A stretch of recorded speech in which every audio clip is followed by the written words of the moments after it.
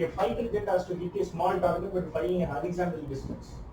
So இது ஒரு jet இருக்குன்னு வச்சுக்கலாம் இல்லையா? ஸோ ஒரு ஜெட் இருக்கு ஹாரிசான்டல் டிஸ்டன்ஸ் தான் மூவ் ஆகும். என்னோட ஒரு பிளேஸுக்கு ஹாரிசான்டலாக மூவ் ஆகும். ஸோ ஹாரிசான்டலாக மூவ் ஆகி இங்கே மூவ் ஆகும் அசியூம் பண்ணிக்கலாம் இல்லையா? So jet is move horizontally. So ஹாரிசான்டலாக அந்த ஜெட் மூவ் ஆகுது இங்கேருந்து. இது ஒரு ஃபைட்டர் ஜெட் இல்லையா? ஸோ இது வந்து ஒரு ஃபைட்டர். இது வந்து ஒரு ஃபைட்டர். சரி.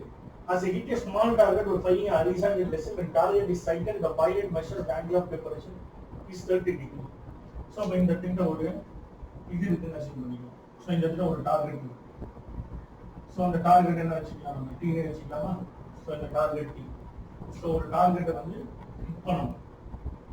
ஸோ இங்கேருந்து ஒரு பார்க்கும்போது ஆங்கிள் ஆஃப் டிப்ரெஷன் எத்தனை டிகிரி இருக்கு அப்படின்னா 30 டிகிரி. ஸோ இது கிரவுண்ட் லெவல் வச்சு அசியூம் பண்ணிக்கலாம். இது கிரவுண்ட் லெவல், இது கிரவுண்ட் லெவல் இல்லையா? ஸோ இது கிரவுண்ட் லெவல். ஸோ இது கிரவுண்ட் லெவல். இது கிரவுண்ட் இருக்கு, கிரவுண்ட் லெவலா இருக்கு. ஸோ ஃப்ளைட்டும் ஹாரிசான்டலா மூவ் ஆகும். இதுவும் மூவ். ஸோ இங்க 30 கிலோமீட்டர் இதான் டார்கெட். இந்த இடத்துல ஹிட் பண்ணுங்க. ஸோ ஃப்ளைட் பார்க்கும்போது 30 டிகிரி சென்டிகிரி. அப்புறம் ஃப்ளைட் வந்து 100 கிலோமீட்டர் டிராவல் பண்றது இந்த ஹாரிசான்டல் லைன். ஹாரிசான்டல் லைன்னா கிரவுண்டுக்கு பேரலலா இருக்கு. ஸ்ட்ரைட் ஆஃப் தி ஹாரிசான்டல் லைன்ல டிராவல் பண்றது இல்லையா? ஹாரிசான்டல் லைன்ல டிராவல் பண்றது. The pilot measures the angle of depression after 100 kilometers. The target has an angle of depression 60 degree. அதுக்கப்புறம் நீங்க போய் பார்க்கும்போது ஸோ அவங்க டார்கெட் என்ன சொல்லி கூட வச்சுக்கோங்க. டார்கெட் இங்கே நம்ம பார்க்கும்போது எத்தனை டிகிரி இருக்குன்னா 60 டிகிரி டார்கெட் இங்கேருந்து ஆங்கிள் பார்க்குறது. ஸோ பார்க்கும்போது 60 degree. So angle of depression 60 degree இருக்கு. இங்கே பார்க்கும்போது 60 degree. Okay. How far is the target for the fighter jet at that instant? அப்ப இந்த பாயிண்ட்ல எவ்வளவு டிஸ்டன்ஸ்ல இங்க இருக்கும்? சோ இதான் क्वेश्चन இதான். சோ இதான் டார்கெட். எவ்வளவு டிஸ்டன்ஸ்ல இருக்கும் டார்கெட்? அப்ப இதுதான் நம்ம மெஷர் பண்ணனும். இது 100 கிலோமீட்டர் கொடுத்தாங்க, இது 60. பாருங்க. இப்போ இது விட்டுறலாம். சோ ஒரு parallel லைன். ஒரு parallel லைன்ல நான் இப்படி போட்டேன்னா ஆப்போசிட் ஆங்கிள் சரி இல்லையா? இது டிரான்ஸ்வர்சல், இது parallel லைன். அப்ப இது parallel, இது parallel லைன். அப்ப இந்த லைன் வந்து டிரான்ஸ்வர்சல். அப்ப இங்க என்ன டிகிரி இருக்கோ இங்க தான் இருக்கும். அப்ப இங்க 60 டிகிரி இருந்தா அப்ப இங்க இது 60 டிகிரி இருக்கும். அப்ப அதே மாதிரி அது 30 இருந்தா இங்க இது 30 டிகிரி. அப்ப 60ல 30 போனா அப்ப இந்த ஆங்கிள் 30 டிகிரி. கரெக்ட்டா? அப்ப 60 இது 30. அப்ப ரிமைனிங் இது 30. அவ்வளவுதான். சரி, இப்போ இதெல்லாம் இல்லாம ஷார்ட்டா இங்க போகும். இங்க போடலாம், இப்படி போடலாம். சோ ஹாரிசான்டல் லைன் போடலாம். சோ இது ground level target tea assume பண்ணிக்கலாம். சோ இங்க ஒரு லைன் போடலாம். அப்ப பாயிண்ட் நீங்க தான் பார்க்கறாங்க. சோ அப்ப 60 டிகிரி. அப்ப என்ன பாயிண்ட்ல மூவ் ஆகுறாங்க? A ல இருந்து B ன்ற பாயிண்ட்க்கு மூவ் ஆகுதுன்னு வெச்சுக்கலாம். இது A, இது B. இங்க இருந்து இது A ல இருந்து B க்கு மூவ் ஆகுறாங்க. இங்க இருந்து இது பார்க்கும்போது எத்தனை டிகிரி இருக்கு? 30 டிகிரி.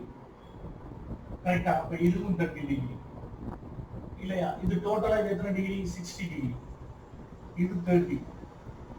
இது வந்து என்னது? 60 minus 30. இது டார்கெட் டீம் அசியூம் பண்ணிக்கலாம். That's all. இதுதான் கண்டுபிடிக்கணும் x. இது 100 கிலோமீட்டர்ஸ். இது 100 கிலோமீட்டர். That's all. அவ்வளவுதான் டயகிராம். சரி. சரி, இப்போ நம்ம சம் போடலாம்.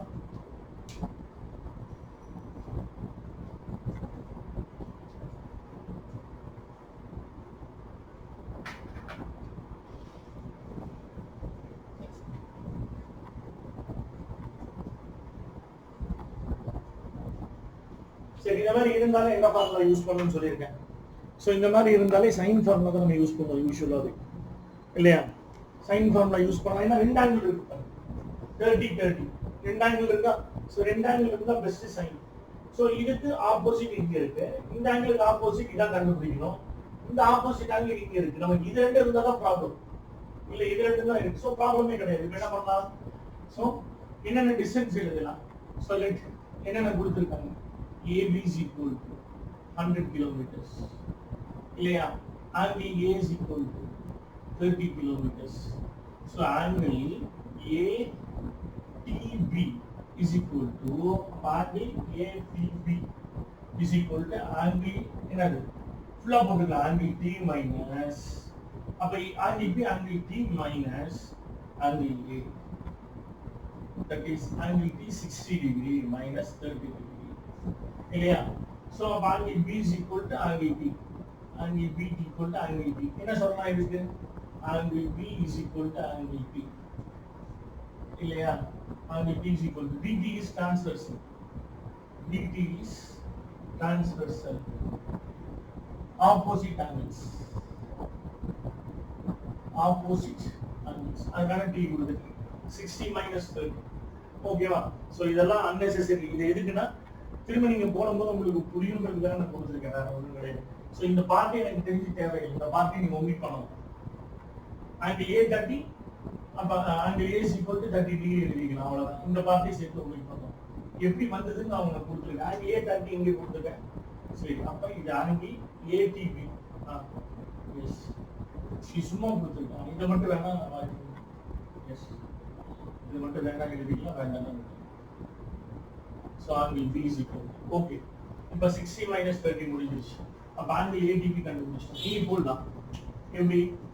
என்னது? by sin formula, by sin formula. So opposite side இங்க பாரு, T by AB, T by sin. இப்ப இது T, C by sin T is equal to, இது வந்து என்னது?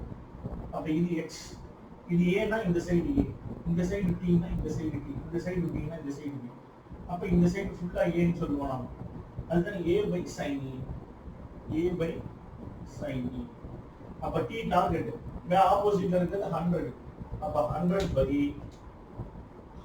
by sin 30 degree is equal to A ன்றது x, x by sin 30 degree ரெண்டையும் அடிச்சிட்டா x is equal to 100 kilometers. அப்ப இதுவும் 100 kilometers. அவ்வளவு சம், இவ்வளவுதான சம். therefore அப்ப என்ன கேக்குறேன்? how far is the target from the fight budget? இல்லையா? the target at the distance of 100 kilometers from me. இல்ல at that instant, that's all. அவ்வளவுதான். some close.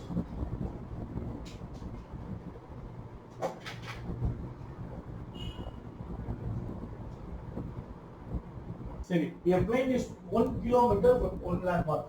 அப்ப நம்ம landmark ஏன் யூஸ் பண்ணும்போது இது A ஒரு landmark, at 2 kilometer from another landmark. அப்ப B ன்றது another landmark னு அஸ்யூம் பண்ணிக்கலாம். A ஒரு landmark, B ஒரு landmark. அப்ப flight வந்து இந்த இடத்துல இருக்குன்னு அஸ்யூம் பண்ணிக்கலாம் இல்லையா? சோ flight வந்து இந்த இடத்துல இருக்கு. அப்ப இங்க இருந்து 1 கிலோமீட்டர்ல flight இருக்கு. இங்க இருந்து பிளான் B இருந்து flight என்ன இருக்கு வச்சுக்கலாமா? சோ F ல இருந்து எத்தனை கிலோமீட்டர்ஸ் இருக்கு? 2 கிலோமீட்டர்ஸ் இருக்கு. And from the plane point of the land between them substance an angle of 60 degree. இப்ப ரெண்டுக்குள்ள லெங்த் எவ்வளவு கொடுத்திருக்காங்க? 60 டிகிரி கொடுத்திருக்காங்க இல்லையா? சோ ரெண்டு கேப்புக்குள்ள லெங்த் 60 டிகிரி. சரி, how far apart are the landmarks? இது ரெண்டுக்குள்ள டிஸ்டன்ஸ் என்ன? இதான் கேக்குறாங்க, x தான் கேக்குறாங்க. அவ்வளவுதான், வேற ஒண்ணும் இல்ல இல்லையா? AF எவ்வளவு கொடுத்திருக்காங்க? 1 கிலோமீட்டர் இல்லையா?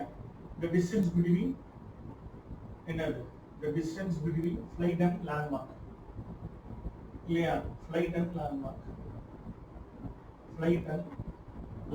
A,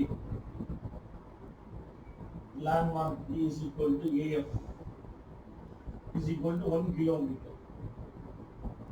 So அதே மாதிரி the distance between flight and another landmark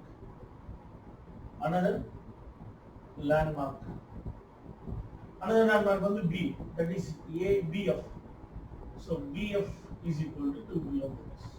So ரெண்டுத்துக்குள்ள angle F is equal to 60 degree. So நம்ம x தான் கண்டுபிடிக்க போறோம். இது ஃபுல்லா சைட்ஸ் கொடுத்திருக்காங்க. நான் சொல்லிருக்கேன், சைட்ஸ் கொடுத்தா அது கண்டிப்பா என்ன பண்ணலாம்? cosine ஃபார்முலா தான். சைட்ஸ் cosine ஃபார்முலால மட்டும் தான் போட முடியும், வேற ஃபார்முலால போட முடியும். இங்க மூணு சைட்ஸ் கொடுத்துட்டாங்க. சோ அதான் ஈஸி, போட முடியாதுன்னு கிடையாது. பட் ஒரு ஆங்கிள் கொடுத்தா நான் நிறைய டைம் சொல்லிருக்கேன், ஒரு ஆங்கிள் கொடுத்தா cosine ஃபார்முலா மட்டும் தான். சோ அந்த ஃபார்முலா ஆப்போசிட்ல இருக்குறது தான் பார்க்கணும். அப்ப இந்த ஃபார்முலா தான் எடுக்க போறோம். So by cosine formula. சரியா? By cosine formula. அப்ப cos f நான் சொல்லிருக்கேன், நாம என்ன எடுக்கிறோமோ அதால சப்ட்ராக்ட் பண்ணிடுவோம். கரெக்ட்டா?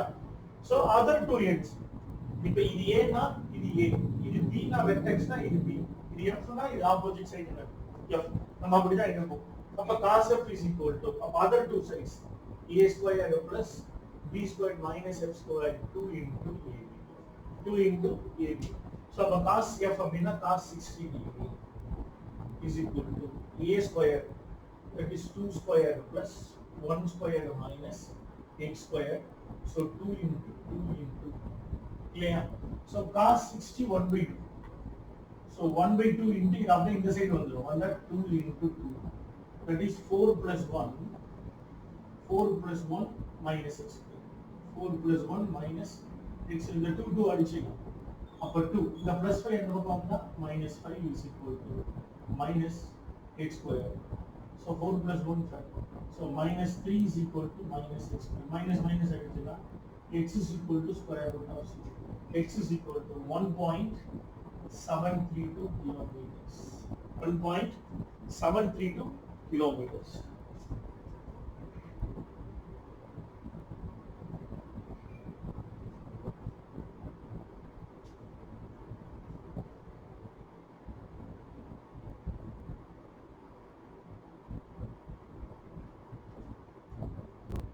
So the distance between two landmarks is the distance between two landmarks. Two landmarks 1.732 kilometers. That's it. 1.732 kilometers.